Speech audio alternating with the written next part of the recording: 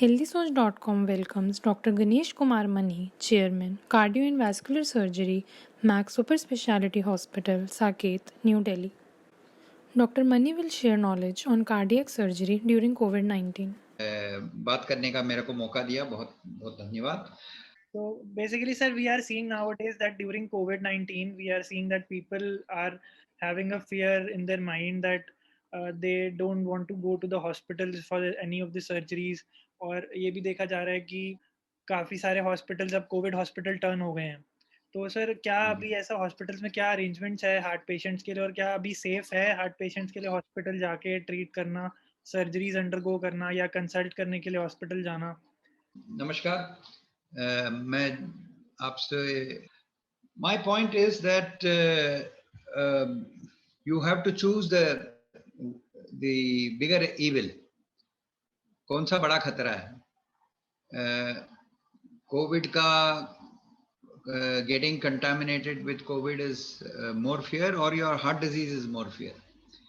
जैसे आपको रोज रोज किसी को एंजाइना हो रहा है या सांस फूल रहा है और उसको कंफ्यूजन है कि आरटीपीसीआर उनका नेगेटिव है और फिर भी उनको सांस फूल रहा है और हार्ट प्रॉब्लम के बारे में उनको शंका है, तो it is better to go to the hospital and we should understand that the hospital also has got a responsibility.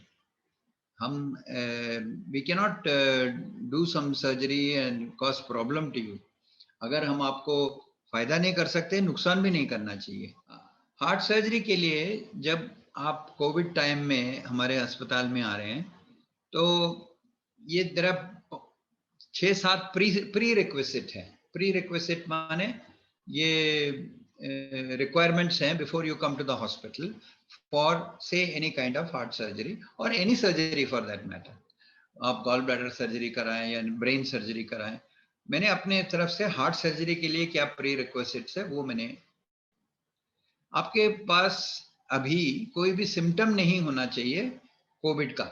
Covid का सिम्टम जो है कि फीवर चल रहा है, खांसी हो रही है, खांसी बराबर होती जा रही है और रुक नहीं रही है, और एक्सट्रीम वीकनेस है, लॉस ऑफ स्मेल है, लॉस ऑफ टेस्ट है, ये सब सिम्टम्स हैं कोविड के. ये सब नहीं होने चाहिए. आप अगर ये सब है तो पहले इनका इलाज कराइए. दूसरा, हम लोगों का कोविड एंटीजन टेस्ट एक होता है बिफोर एंजियोग्राम. एंजियोग्राम करने से पहले एक टेस्ट करते हैं, उसको बोलते हैं सीबी नैट. उसमें एंटीजन का टेस्ट होता है. अगर एंटीजन का टेस्ट पॉजिटिव हो गया तो हम आपको बोलेंगे अभी एंजियो नहीं करवाइए, आप घर जाइए, दवाई खाइए, और जब ये एंटीजन टेस्ट नेगेटिव हो जाएगा उसके बाद में करेंगे. तीसरी बात, अगर आपको एंजियोग्राम करने के बाद में अगर वो कहते हैं कि सर्जरी करना जरूरी है, सर्जरी करने से पहले आरटीपीसीआर जरूर होना चाहिए. RTPCR is more, I mean it's a kind of a gold standard. Because why I am saying is, अगर आरटीपीसीआर आपका पॉजिटिव हो जाता है तो ये नहीं, हम ये नहीं कह रहे हैं कि हम सर्जरी नहीं करेंगे, हम सर्जरी करेंगे, मगर आपका आरटीपीसीआर नेगेटिव होने के बाद तो हम आपको दवाई देंगे, आपको रखेंगे, आइसोलेशन में रखेंगे, look after you till you become negative. Once you're negative, then we can do the surgery. ये इसमें आपकी भी हिफाजत है, हमारी भी हिफाजत है, और जो थिएटर में काम कर रहे हैं उनकी भी बहुत रक्षा हो जाएगी. एंड देन हम अगर ऑपरेशन कर लेते हैं और ऑपरेशन करने के बाद में आपके रिलेटिव्स, परिवार वालों को शंका हो जाता है कि हमारे पेशेंट को पहले तो कोविड था नहीं, अब शायद कोविड हो गया होगा, तो हम लोग कोविड एंटीजन टेस्ट करते हैं 48 आवर्स के बाद, ऑपरेशन के बाद, ताकि अस्पताल की वजह से आपको कोविड तो नहीं हो गया. एंड देन हम लोग प्रोटेक्टिव शील्ड यूज करते हैं. प्रोटेक्टिव शील्ड आपको पता होगा, आगे ये पिक्चर अगर आपको दिखाई दे रहा है तो साइड में ये प्रोटेक्टिव शील्ड होता है, मास्क के ऊपर पहनते हैं. वो इसलिए पहनते हैं कि जब एनेस्थीसिया देते हैं, जब ट्यूब डालते हैं, तब उसको एरोसोलाइजेशन होता है, उससे एनेस्थेटिस्ट को भी रिस्क हो जाता है, तो इसीलिए हमको ये शील्ड भी पहनना पड़ता है. और हम हर अभी भी मैं बताऊं आपको कि N95 मास्क, अब मेरी तस्वीर देखेंगे तो ये मैं दिखा रहा हूं, ये हम हर वक्त पहनते हैं. अभी मैंने इंटरव्यू के लिए उतारा है और अकेले कमरे में बैठा हूं तो N95 उतार दिया, नहीं तो हर वक्त N95 पहने रखते हैं। और हम, not only me, all my staff, everybody, ताकि by chance if we are asymptomatic carrier, अगर हम लोग एंटीजन कैरी कर रहे हैं, वो आपको नहीं आएगा। N95 का डबल प्रोटेक्शन होता है, ना आपसे हमको आएगा ना हमसे आपको जाएगा। एंड दूसरी बात यह है कि this is a technical thing, I don't know how what this audience is, but ये जो एनेस्थीसिया के बाद में, ऑपरेशन के बाद में जब ट्यूब निकालते हैं तो नॉर्मली हम लोग एक सक्शन करते हैं, उसको कहते हैं एंडोट्रेकियल सक्शन। वो नहीं करते क्योंकि वो एंडोट्रेकियल सक्शन से आपके जो सिक्रीशंस में जो कोविड बाय चांस अगर है तो वो हवा में फैलेगा, तो we try to avoid that. आठवीं बात, हम एग्रेसिव फिजियोथेरेपी नहीं करते इन दिनों में। जब नॉन कोविड टाइम में तो बहुत फिजियोथेरेपी का बहुत रोल होता था।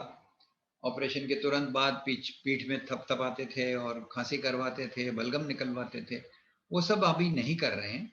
We are assuring ourselves that you don't have any secretions, और एक्सरे से पता लग जाता है, ऑस्कल्टेशन करने से पता लग जाता है, तो फिजियोथेरेपी हम अवॉइड करते हैं। नौवीं बात जिसके लिए हम बहुत बहुत अनपॉपुलर है और हम लोगों को बदनाम किया है, कहता है आप अस्पताल चला रहे हैं कि जेल चला रहे हैं, हम आईसीयू में किसी को नहीं आने देते। वो इसलिए नहीं आने देते कि बाय चांस आप अगर आईसीयू में आए और किसी पेशेंट को आपने इन्फेक्शन दे दिया, जाने अनजाने में, कोई जानबूझ के तो देता नहीं है, तो इसीलिए दूसरा कोई पेशेंट ये नहीं बोले कि फलाना पेशेंट का रिलेटिव आया था, वो उसकी वजह से मेरे को कोविड हो गया, मेरे को पता है कि वो कोविड वाला है। तो ये सब चीजें हम नहीं करते हैं। We do video monitoring. Video monitoring जैसे हम लोग का अभी वार्तालाप चल रहा है, वीडियो में ही चल रहा है। Video monitoring of patients rather then in big crowds of staff. जैसे वो कहते हैं ना, हम लेटे हुए आईसीयू में कोई देखने नहीं आता। ये सब, ये शंकाएं आपकी दूर करने के लिए मैं बोलता हूँ, हम भले ही आपको नहीं देखने आ रहे हो, मगर हमको सब खबर है एक एक चीज के बारे में। अभी जैसे मैंने कल ऑपरेशन किया, पेशेंट का वीडियो में मैंने बात कर लिया है, सिस्टर से बात कर लिया है, अटेंडिंग डॉक्टर रेजिडेंट से बात कर लिया है, और उनका मॉनिटर मेरे को दिख जाता है, तो मेरे को वहां जाके करना क्या है। So you have to understand that आपका डॉक्टर आपके बिल्कुल संपर्क में है, डिजिटल संपर्क में है, विजुअल संपर्क में नहीं है, और इस बात का आपको ध्यान रखना चाहिए और उसका बुरा नहीं मानना चाहिए। कहता है मैंने डॉक्टर मनी से ऑपरेट कराया, डॉक्टर मनी तो आए नहीं मेरे को देखने। ना, भले ही ना आया हूं, मगर एक एक चीज आपके बारे में मेरे को पता रहता है। और हॉस्पिटल में काफी मॉडिफिकेशन करना पड़ता है, जैसे कि आजकल इतना कोविड फैल चुका था, अभी तो थोड़ा सा कहर कम है, मगर पिछले हफ्ते 2 हफ्ते में बहुत ज्यादा था। और we have to be very very careful, we have to isolate. अगर कोविड पेशेंट हो गया, जैसे खुदा ना करे आप ऑपरेशन कराते हैं और आपके ऑपरेशन के तुरंत बाद हमको पता लगता है कि आप एसिम्प्टोमेटिक कैरियर थे और आपका पोस्ट ऑपरेटिव में कोविड पॉजिटिव हो गया, तो तुरंत हम आपको आइसोलेट करेंगे। आइसोलेशन माने आपका अलग बेड, अलग एरिया, अलग सिस्टर, नेगेटिव एयर कंडीशनिंग, ताकि आपकी वजह से किसी और को कुछ ना हो जाए। Isolation of Covid patients, social distancing, जैसे वो तो मैंने पहले बता ही दिया, सोशल डिस्टेंसिंग तो बहुत जरूरी है, और कार्डियक सर्जरी के बाद में तो बहुत ही ज्यादा जरूरी है। And traffic regulation. और ट्रैफिक रेगुलेशन माने ये मैं गाड़ी मोटर की बात नहीं कर रहा हूँ, पेशेंट और हेल्थ केयर प्रोफेशनल जो है ना, वो जो मूव करते हैं, वो they should come from sterile area into another sterile area. If they come from unsterile area, they have to wear PPE, they have to wear gown, they have to wear mask. आप ऐसे ही नहीं सड़क में से चल के, मैं नहा धो के आया हूँ घर से, तिलक लगा के मेरे को आना है आईसीयू में, ऐसे नहीं आ सकते आप।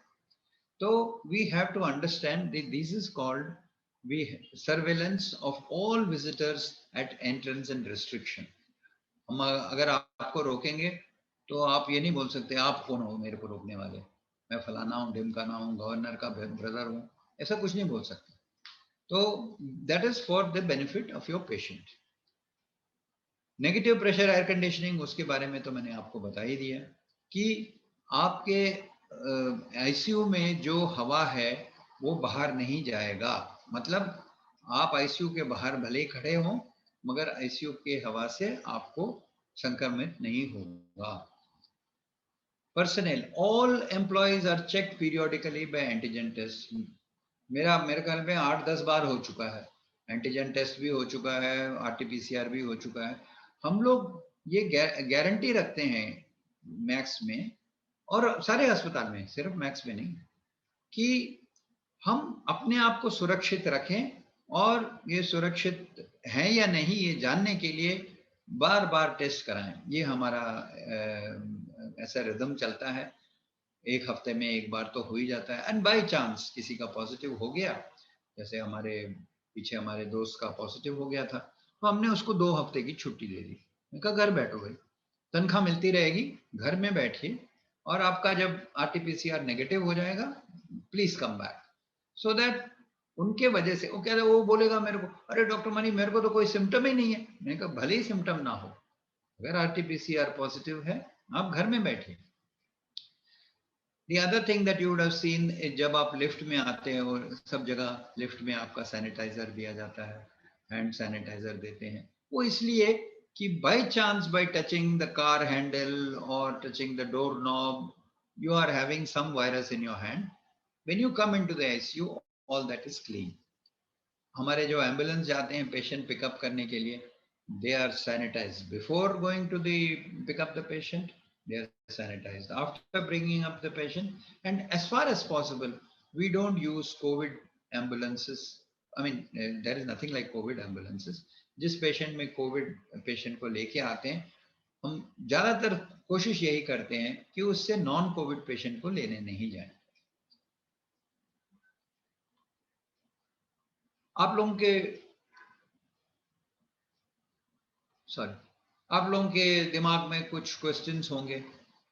अगर मैं बिल्कुल स्टेबल हूं और या मैं बिल्कुल अनस्टेबल हूं, मैं कैसे जानूंगा कि मैं स्टेबल हूं या अनस्टेबल हूं? अगर स्टेबल हूं माने मेरे को कोई भी सिम्टम है नहीं, कोई चेस्ट पेन है नहीं, कोई चलने में सांस नहीं फूलता है, सीढ़ी में 2 क्या 3 सीढ़ियां चढ़ जाता हूं, that means you are a relatively stable patient. हालांकि एंजियोग्राम भला ही आपको बता रहा हो कि आपका लेफ्ट मेन में प्रॉब्लम है, but if you are stable, if you are not getting dyspneic, you are not getting angina, then you may be thinking what is the rush, मेरे को रश क्या है कॉर्नरी बाईपास सर्जरी कराने का, मेरे को वाल्व रिप्लेसमेंट कराने की जल्दी क्या है? मैं इतने साल तक मेरे को एएसडी के साथ मैं जी रहा हूँ। एएसडी माने एक ऐसा childhood defect which you are born with, the hole between the two upper chambers of the heart। तो अगर मेरे को एएसडी शुरू से है, मेरे को अभी जल्दी क्या है ऑपरेशन कराने का? और अगर मैं ऑपरेशन के लिए या ऑपरेशन में अपना स्थगित करता हूं तो इसमें नुकसान क्या है, या ऑपरेशन अवॉइड ही करूं, मेडिसिन ही लेता रहूं? ये सब आपके दिमाग में क्वेश्चंस हैं। They are all questions which you can answer yourself, but if you are unstable then don't answer yourself, then let the doctor answer for you। what do you mean by unstable patient? उसको छाती का दर्द जा ही नहीं रहा, Sorbitrate पे Sorbitrate खाया जा रहा है मगर नहीं जा रहा है, और ईसीजी में चेंजेस आ रहे हैं, डॉक्टर लोग बता रहे हैं कि इनका अभी इन्फॉक्शन होने वाला है, उसको बोलते हैं इम्पेंडिंग इन्फॉक्शन। अगर ऐसे सिचुएशन है, इम्पेंडिंग इन्फॉक्शन और ऑल्सो कॉल्ड अनस्टेबल एंजाइना, अगर ऐसे सिचुएशन है तो आपको डिसीजन नहीं लेना चाहिए, डॉक्टर शुड डिसाइड। अगर आपका आयोटिक डिसेक्शन हो गया, वो इंटेंस पेन हो गया, आपके पीठ में हो गया, छाती में हो गया, और आपको बेहोशी की हालत में हुई जा रही, चक्कर आ रहे हैं, बीपी कम हो गया, एक बाजू में कम है, दूसरे बाजू में ठीक है, ऐसे सब अगर चीजें हो जाए तो that means you are having aortic dissection. और aortic dissection you cannot wait, if you wait you may not live till tomorrow। aortic dissection is a cardiac surgical emergency। left main coronary stenosis, left main में अगर stable left main है, जैसे मैंने वो green colour में दिखाया ना, आपको बहुत बहुत सालों से आपको लेफ्ट मेन चल रहा है और उसमें कोई भी प्रॉब्लम नहीं है, पहले 40% था 50% हो गया, इस कॉल्ड स्टेबल प्लाक। इसमें अगर कुछ प्रॉब्लम नहीं है तो आपको वेट कर सकते हैं। मगर unstable plaque left main with angina, अगर आपको छाती में दर्द भी हो रहा है और लेफ्ट मेन आपका एंजियोग्राम में आपको पता है, फिर तो नादानी होगी अगर आप नहीं ऑपरेशन कराएंगे। क्योंकि वो लेफ्ट मेन में जब इतना दर्द हो जाता है कि आदमी सहन नहीं कर पाता, इसका मतलब है कि आपका आर्टरी का नैरोइंग होता जा रहा है। जब तक आर्टरी का नैरोइंग 25% तक कम नहीं होता है, तब तक उसको अनस्टेबल एंजाइना नहीं होता। मतलब जितना ब्लड जाना चाहिए उसका 25% ही जा रहा है, that means you will have severe angina. अगर आप कुछ नहीं कराते हो, वो 25 से 24 से 23 से जीरो हो जाएगा और आप नहीं रहेंगे। तो ये सब आपको पता होना चाहिए। Critical left main is different from a stable left main. Critical aortic stenosis, अगर आपका आयोटिक वाल्व जो मेन वाल्व होता है आयोटा का, उसमें अगर नैरोइंग आ जाता है, और इतनी नैरोइंग आ जाती है एको में पता लग जाता है, 100 मिलीमीटर ग्रेडियंट हो जाता है, दैट मीन्स आपका लेफ्ट वेंट्रिकुलर प्रेशर 220 हो गया और आपका प्रेशर बाजू में देखा तो 120 है, दैट मीन्स आपका 220 प्रेशर पे काम कर रहा है हार्ट। भले कि आपका ब्लड प्रेशर तो 120 है, मगर हार्ट को काम करना पड़ रहा है जो 220 का ब्लड प्रेशर जनरेट करे। तो this is called critical aortic stenosis. Critical aortic stenosis अगर है और आपका डॉक्टर बोलता है, इकोकार्डियोग्राफी के ऊपर बोलता है, तो इसमें देर करने का कोई भी संभावना नहीं है। We have to get operated. Choked artificial valve, मैंने जो पहले वाल्व लगाए थे, पहले मैकेनिकल वाल्व लगाता था, टिश्यू वाल्व लगाता था। मैकेनिकल वाल्व के लिए एंटीकोआगुलेंट देना बहुत जरूरी है, और एंटीकोआगुलेंट अगर हम देते रहें और कोई उसमें नादानी हो जाए या स्पूरियस ड्रग मिल जाए, आपका फार्मेसी जहाँ से आपने एसिट्रोम लिया है वो गड़बड़ वाला हो, ऐसे सिचुएशन में आपका आर्टिफिशियल वाल्व जो है वो चोक हो जाएगा। चोक हो जाएगा माने वो खुलता बढ़ता है ऐसे है ना, वो नहीं चलेगा। फिर अगर वो नहीं चलता है तो then you can not stay at home. जो जिन लोगों को ये हार्ट वाल्व लगा है या लग चुका है, वो परिचित होंगे ये आवाज से, टिक टिक टिक टिक, ये हर वक्त चलता रहता है। कई लोग तो बोलते हैं कि ये बहुत हमको नींद को डिस्टर्बेंस करता है। मैंने कहा नींद को नहीं डिस्टर्बेंस करता, आपको आश्वासन दे रहा है कि मैं वाल्व ठीक चल रहा है। तो अगर चोक हो जाता है तो then it is an emergency. तीसरा, अगर बच्चा साइनोटिक स्पेल, जो बच्चा ब्लू बेबी होता है उसको स्पेल हो जाता है, एकदम नीला पड़ जाता है, उसका सैचुरेशन जाके 30-40 हो जाता है, कहाँ 100 से कहाँ 30। अगर ऐसे साइनोटिक स्पेल हो जाएगा तो उसको घर में नहीं रखिएगा, उसको ले आइए ऑपरेशन, हम जल्दी से जल्दी एक शंट कर देंगे और उसका वो साइनोसिस दूर हो जाएगा। या शंट ना भी करें, उनको इंटरॉल दे देंगे या ऑक्सीजन दे देंगे, कुछ कर देंगे, we can treat them, but they have to be treated in hospital. Bacterial endocarditis, किसी वजह से आपको अगर इन्फेक्शन हो जाता है, दांतों से इन्फेक्शन वाल्व में जाता है, वी नो दैट, दांतों में से इन्फेक्शन वाल्व में जाता है, अगर बाई चांस आपको इन्फेक्शन हो जाता है तो उसमें भी इमरजेंसी पड़ जाती है। वो जो इन्फेक्टेड वाल्व जो है उसको निकालना पड़ेगा। अगर उसको निकालना नहीं निकालेंगे नहीं तो आपको सेप्टिसीमिया हो जाएगा, सेप्टिसीमिया हो जाएगा तो मौत बहुत दूर नहीं है। कार्डियोजेनिक शॉक, यानी कि आपका ब्लड प्रेशर नहीं कंट्रोल में आ रहा, इतना लो चला गया कि ब्लड प्रेशर का मशीन बताता ही नहीं है कुछ, अगर बता भी रहा है तो 30-40 बता रहा है, that means you are in cardiogenic shock. इसमें कोई चांस नहीं है आपका डिसीजन लेना, स्थगित करना, कोविड के बाद में कराएंगे, ऐसे कुछ नहीं, operation has to be done. ठीक है। अभी हम लोगों को भी डिलेमा हो गया, जैसे आपने देखा है, ये मेरा ऑपरेशन थिएटर का तस्वीर है, हम ऑपरेशन थिएटर में खड़े हैं ऑपरेशन करने से पहले।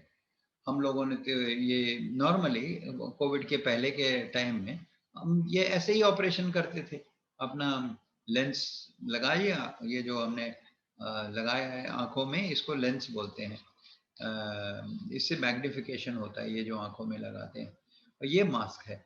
और ये अपना लाइट है जिससे हमको दिखाई देता है, ये सब लगा के हम ऑपरेशन करते थे। अभी कोविड के टाइम में हमको अपने आप का बचाव करना है। ये देखिए हमने शील्ड भी पहना हुआ है उधर, ये शील्ड है, और ये मास्क के ऊपर एक और मास्क है, डबल मास्क, ये कर लिया। और फिर हम जब ऑपरेशन करते थे, ये पहले का टाइम है जब हम ऑपरेशन करते थे, नॉर्मल मास्क होता था, ये आजकल इतना शील्ड और ये सब लेना पड़ता है। Have the surgical staff been in contact, ये भी हम हर बार पूछते हैं, हम ऑपरेशन थिएटर में रोज जाते हैं तो पहला पूछते हैं, भाई सब ठीक हो, किसी को बुखार तो नहीं हुआ, किसी को खांसी तो नहीं हो रही, खांसी तो पता लग जाता है, और पूछ के उसके बाद में हम ऑपरेशन करते हैं। किसी को भी कोई शक है तो जाके आपने कम से कम सीबी नेट एंटीजन टेस्ट तो करवा लीजिए। इस पेशेंट इन इंक्यूबेशन पीरियड, ये मैंने पहले भी बताया आपको कि अगर आप संक्रमित हैं, already you are having an infection, और बाय चांस आप उस इंक्यूबेशन पीरियड में हैं जब आपका वायरल लोड पिकअप नहीं हो रहा है, तो आपका आरटीपीसीआर नेगेटिव आएगा। जैसे suppose your contact is yesterday, you may not get RT-PCR positive today, you may get the RT-PCR positive after 48 hours, और वो हम 24 आवर्स के गैप में हम अगर ऑपरेशन कर दें तो आपका पोस्ट ऑपरेटिव आ जाएगा। हम लोग उसको कवर करते हैं by doing a CB net 48 hours after the surgery, but we are we have had, you know, in about 100 and odd patients that we have done, 3 patients did have this problem कि पहले वो negative थे, operation के बाद में positive हो गए। जरा डेंजरस सिचुएशन हो जाता है, उनको आइसोलेट करना पड़ता है, उनको बिल्कुल टोटली डिफरेंट नर्सिंग होता है उनका, बट 3 में से 2 तो एकदम बच गए और ठीक ठाक हो गए। एक को हम बचा नहीं पाए, वो कोविड की वजह से मर गया, ऑपरेशन का कोई फॉल्ट नहीं था। So we are worried if the patient is in incubation period. तो अगर आपको जैसे आपको समझ में ये आ गया होगा कि इंक्यूबेशन पीरियड होता क्या है। इंक्यूबेशन पीरियड वो होता है कि जब तक आपको कांटेक्ट हो चुका होता है मगर सिम्टम नहीं होते। जैसे आपको आप कहीं शादी में गए, वहां पे किसी के साथ बात कर लिया, खाने के टाइम में तो मास्क उतर ही जाता है, तो उसके साथ बात कर लिया या जप्फी मार ली किसी के साथ, तो आपको इन्फेक्शन हो गया, मगर आप घर आए बिल्कुल ठीक ठाक, कोई प्रॉब्लम नहीं। अगले दिन उठ के भाई मेरे को ऑपरेशन कराने जाना है, मैं जा रहा हूँ, बोरी बिस्तर बांध के आप सर्जरी में आ गए, ऑपरेशन कर दिया, तो इसका मतलब है कि आप you are already carrying the virus. So if the patient is in incubation period, he can manifest immediately after the operation.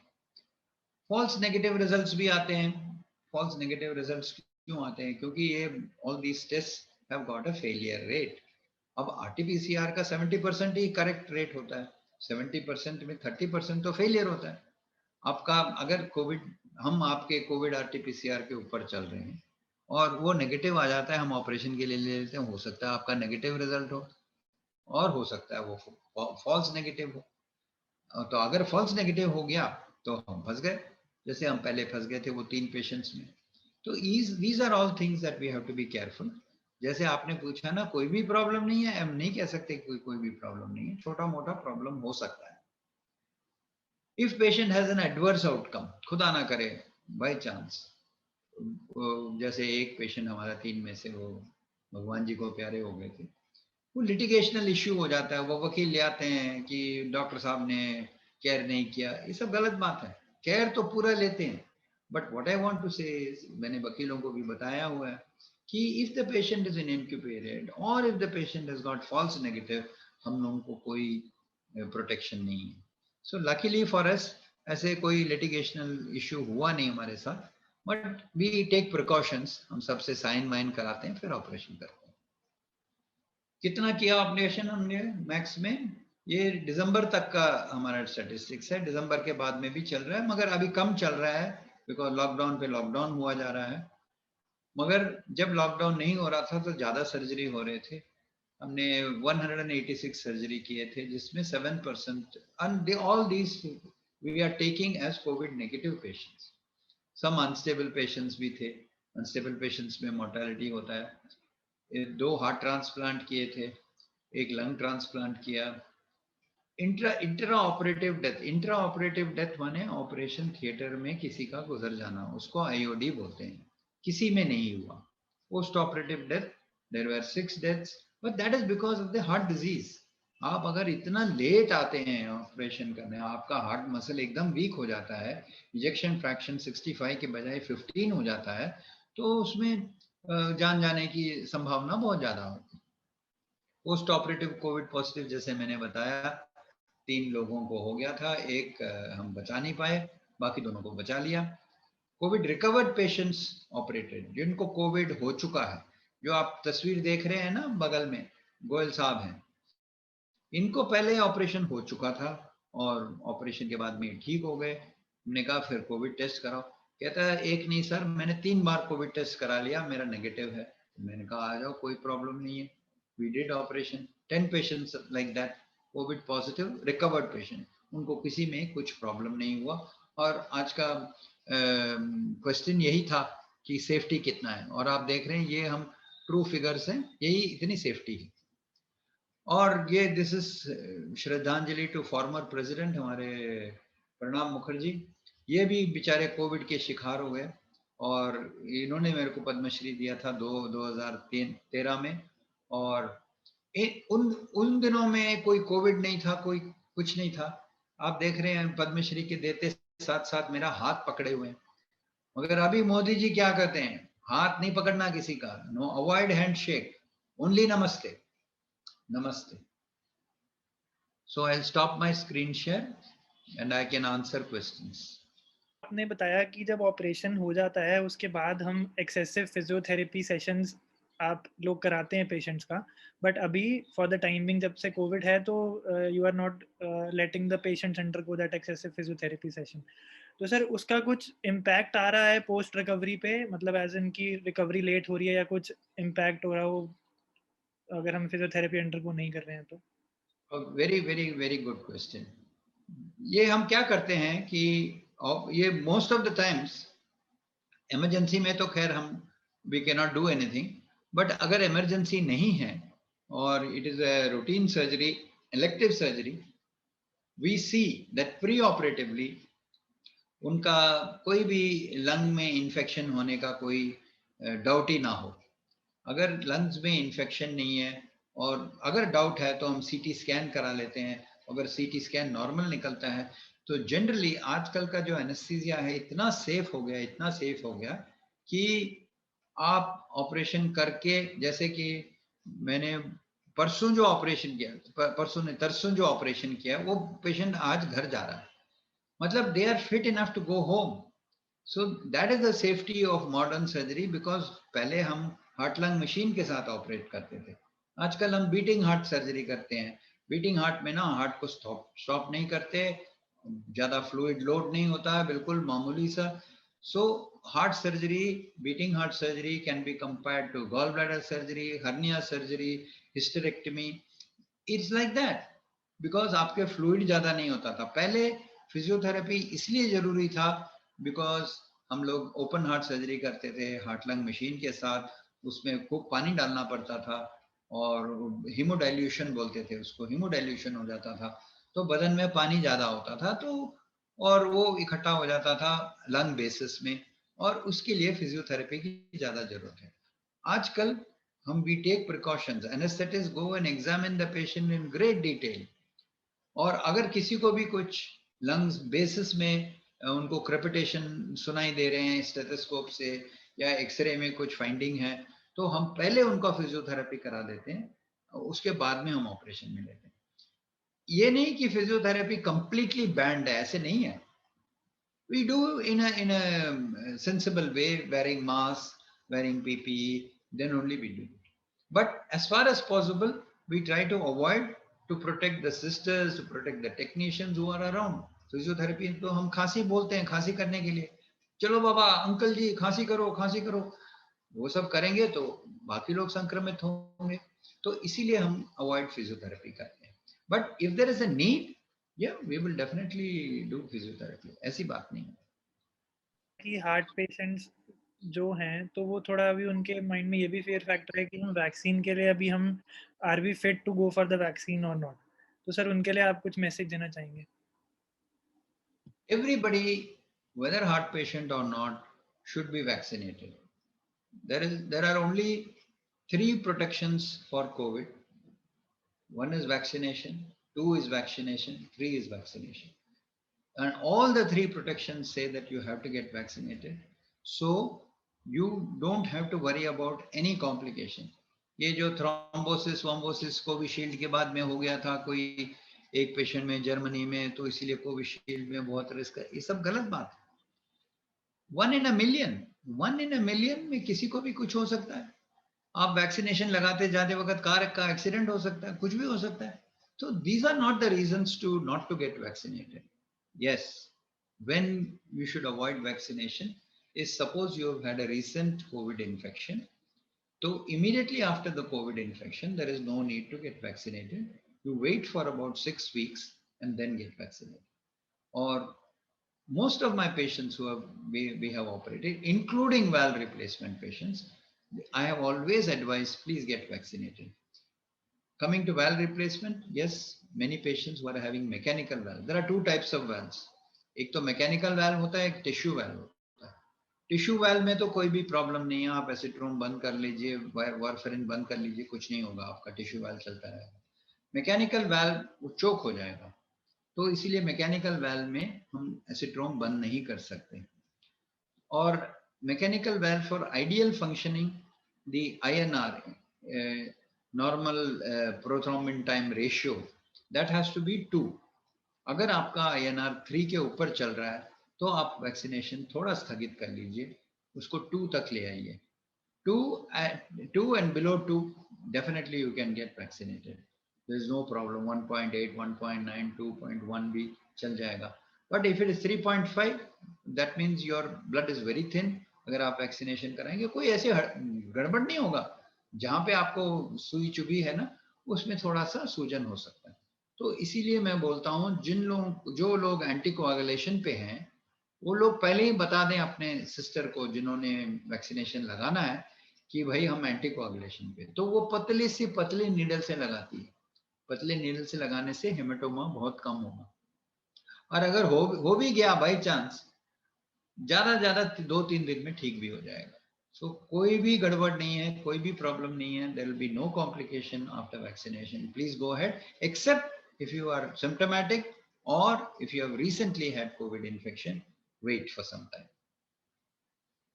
But I would advise that अगर आपने वैक्सीन के 2 डोजेस लेने हैं, एक ही वैक्सीन का लीजिए.